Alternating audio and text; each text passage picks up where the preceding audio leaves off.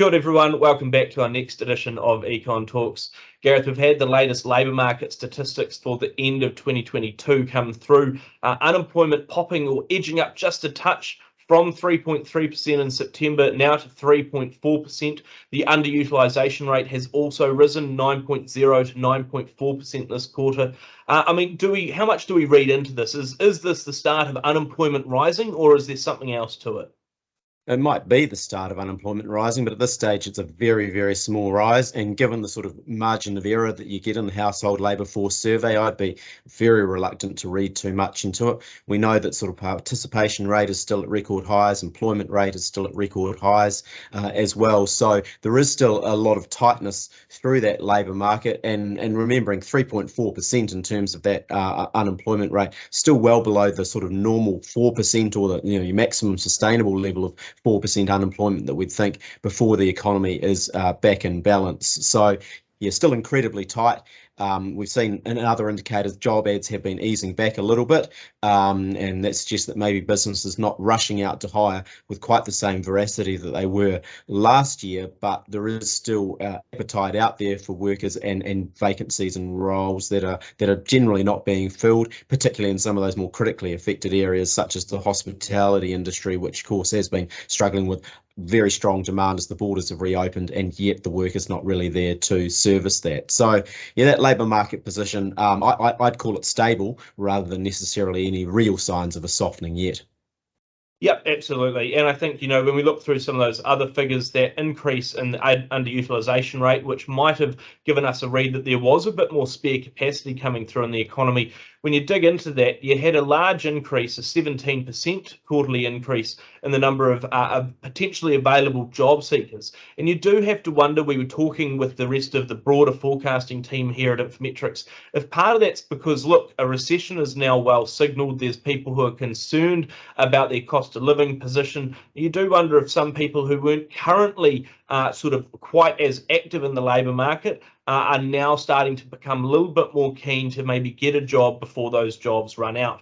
When we look through the figures, we know that some of these people are not actively searching for jobs, but they are available. They're sort of thinking about it. They might be cruising Trade Me or the other job pages, but they're not necessarily fully putting in a submission quite yet. But in a sense, I sort of think that group starting to come online is not necessarily an indication that there's any weakness creeping through in the labour market. In fact, it almost confirms, like you say, there's still strength and that we're in a little bit of limbo. Interesting, of course, you mentioned job ads coming back. We've seen a few larger businesses starting to announce a few job cuts. Importantly as well, though, when you look through those figures, you hear from those businesses that quite a number of those job cuts are actually just positions that those businesses haven't been able to fill in the last few months. And so this time around, they're just not going to fill them at all. So you're not necessarily seeing people being rushed out the door with redundancy. There's just sort of a feeling that maybe you don't need to have the same workforce as you expected you did maybe 3 months ago.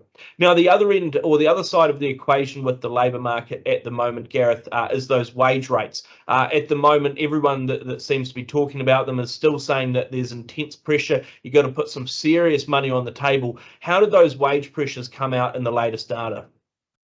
Yeah, the latest labour cost index, I think, is running at 4.1% up over the last year, and that is the fastest rate of growth for that index since 1992 when it was introduced by Statistics New Zealand. So that does demonstrate you are still having to pay more to get workers to do the work. Average wage growth eased slightly, I think, from the 7.6 down to about 7.2%. Not really anything particularly in that. It can be quite volatile from quarter to quarter, so still elevated pressure. And look, we would expect wages to be one of the last things to turn if the economy is slowing anyway. We know that workers have been under considerable pressure in terms of cost of living and higher interest rates coming through and hitting their budgets. The labour market is still on the tight side of normal, and so there is still a fair amount of bargaining power for those workers when they are looking for wage increases to make up for the cost of living that has risen over the last year. So yes, we may expect to see some of those pressures ease ease, but you're probably talking 6 to 12 months down the track from here before any discernible downward trend may start to come through in terms of those wage numbers. So still a lot of cost pressure there in that regard for businesses. At the same time, if economic activity is beginning to soften, then more difficult to pass on some of those cost increases. And so, if we are going to get continued wage pressure coming through on businesses, is probably going to be a bit of a squeeze on profit for them. That ultimately, I think, ends up in leading to more reluctance or reticence about taking on additional workers, given the sort of costs associated with them. Well, and that's the big point, right? If you're a business at the moment, sure, 6 months ago, 3 months ago, even last week, you might have thought, man, I do need another worker right here, right now. But I've been able to cope without that worker for the last few months. I've sort of figured out a way to make it go through in my business.